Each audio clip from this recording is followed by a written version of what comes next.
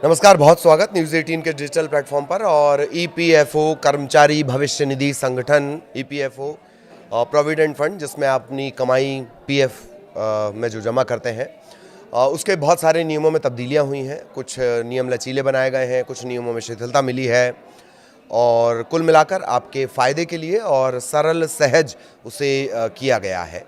तो आज इसी पर चर्चा करेंगे। पीएफ फंड से पैसे निकालने के नियमों को थोड़ा लचीला बनाया गया है।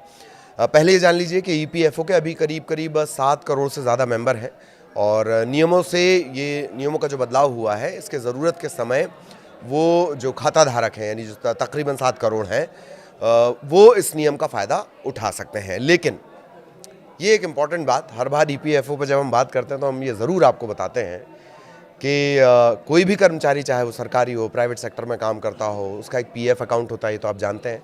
इस खाते में कर्मचारी के साथ ही नौकरी देने वाला संस्थान भी अपने जो कर्मचारी हैं उनके खाते में अपने हिस्से की भी रकम जमा करता है। ईपीएफओ केंद्र सरकार के अधीन आता है। किसी भी कर्मचारी की जो बेसिक सैलरी है उसका 12% हिस्सा इस खाते में जमा होता है, और उसकी कंपनी भी इतना ही, यानी 12% का योगदान देती है। 12 कितना हो गया? 24%। लेकिन कंपनी या एम्प्लॉयर के अकाउंट में जमा होने वाले इस 12% राशि का 8.33% हिस्सा पेंशन में जाता है। ठीक, 12-12 24% हो गया।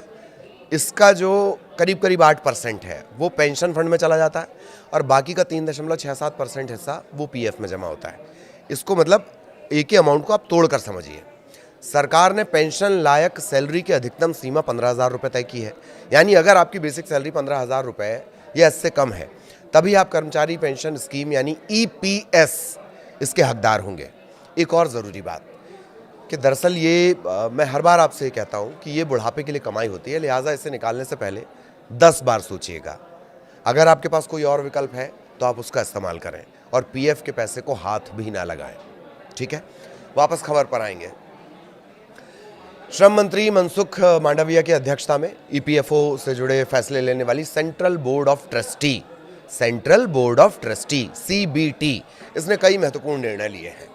इसके तहत अब ईपीएफओ के जो सदस्य हैं वो प्रोविडेंट फंड से पूरी रकम निकाल सकते हैं। पहले इसकी एक लिमिट थी कि आप इतना % ही निकाल सकते हैं।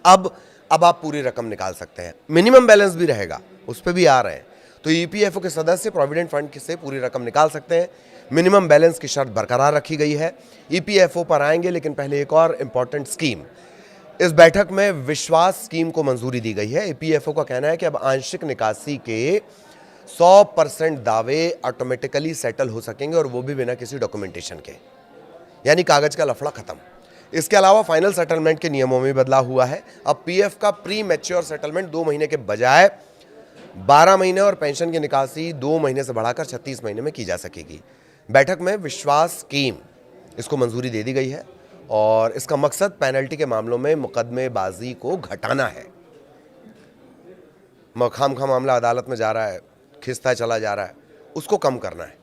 अब देर से जमा किए गए पीएफ पर पेनल्टी सिर्फ 1% पर मंथ होगी। श्रम मंत्रालय के मुताबिक, अब आंकड़े जान लीजिए क्यों ये फैसला लेना पड़ा।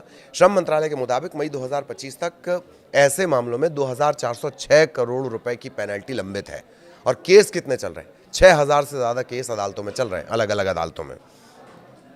ये स्कीम 6 महीने चलेगी, और ज़रूरत पड़ने पर 6 महीने इसे और बढ़ाया जा सकेगा। ईपीएफओ ने India post payment bank IPPB इससे समझौता कर लिया है। ठीक है, करार कर लिया है। समझौता करके EPS 95 पेंशनर्स को उनके घर पर ही डिजिटल लाइफ सर्टिफिकेट उपलब्ध कराने की सुविधा शुरू कर रहा है। कौन? Post office. इसके लिए पेंशनर्स को कोई शुल्क नहीं देना होगा। अब वापस ईपीएफओ पर आते हैं। श्रम और रोजगार मंत्रालय की प्रेस रिलीज के मुताबिक सीबीटी ने पीएफ के खाते से पैसे निकालने के लिए जो 13 अलग अलग प्रावधान थे, इसे सिर्फ 3 में बांट दिया है। पहले 13 कैटेगरी थी, कंफ्यूजन ज़्यादा होता था, अब सिर्फ 3 कैटेगरी है। इसमें आवश्यक ज़रूरतें, इसमें बीमारी आ गई, शिक्षा आ गई, विवाह आ गया, फिर घर संबंधी ज़रूरतें हो गई, और एक तीसरी कैटेगरी क्या है? विशेष परिस्थितियाँ, ये शामिल की गई है।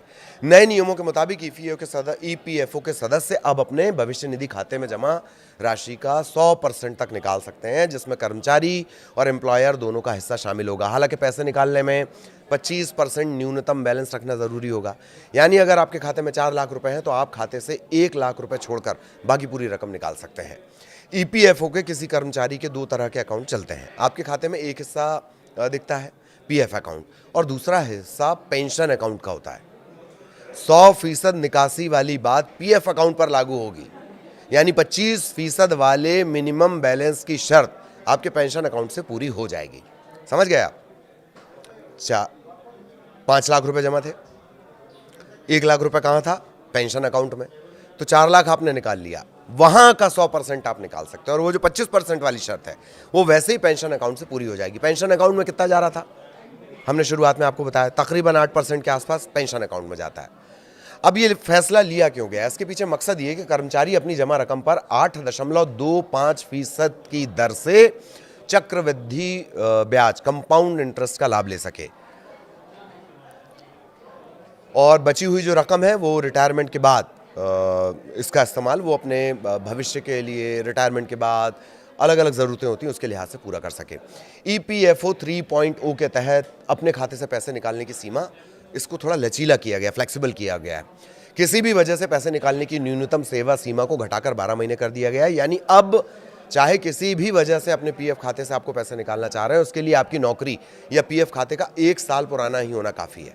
ठीक है, पहले ऐसा नहीं था, उसकी एक लिमिट थी और वो ज़्यादा थी। अब 1 साल पुराना, 12 महीने पुराना खाता भी है तो भी चल जाएगा। और जैसा कि इसके नाम से जाहिर है, कर्मचारी भविष्य निधि कर्मचारियों के भविष्य की बड़ी ज़रूरतों के लिए ये मानी जाती है।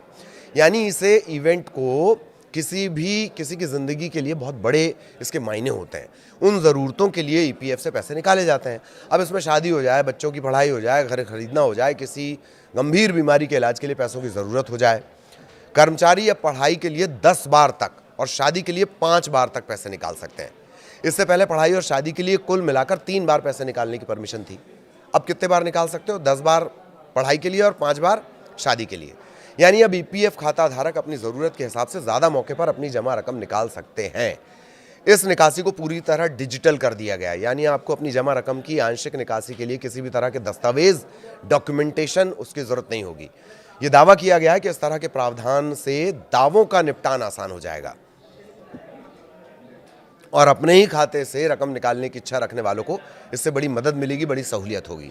पहले किसी आपदा, महामारी, विशेष परिस्थिति जैसे प्राकृतिक आपदा हो गई, बेरोजगारी हो गई, महामारी, इसमें निकासी का विकल्प दिया जाता था।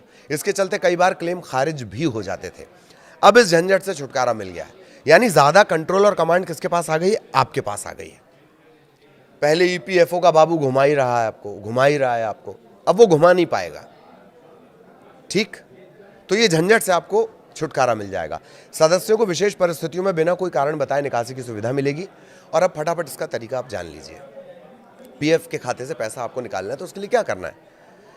सबसे पहले तो ईपीएफओ की जो वेबसाइट है उस पर आपको जाना है। ठीक है, आप epfindia.gov.in/membernet फेज पर जाएं। ठीक, आप ईपीएफ इंडिया मारेंगे, वो खुद आपको दिखाएगा, बहुत आसान है।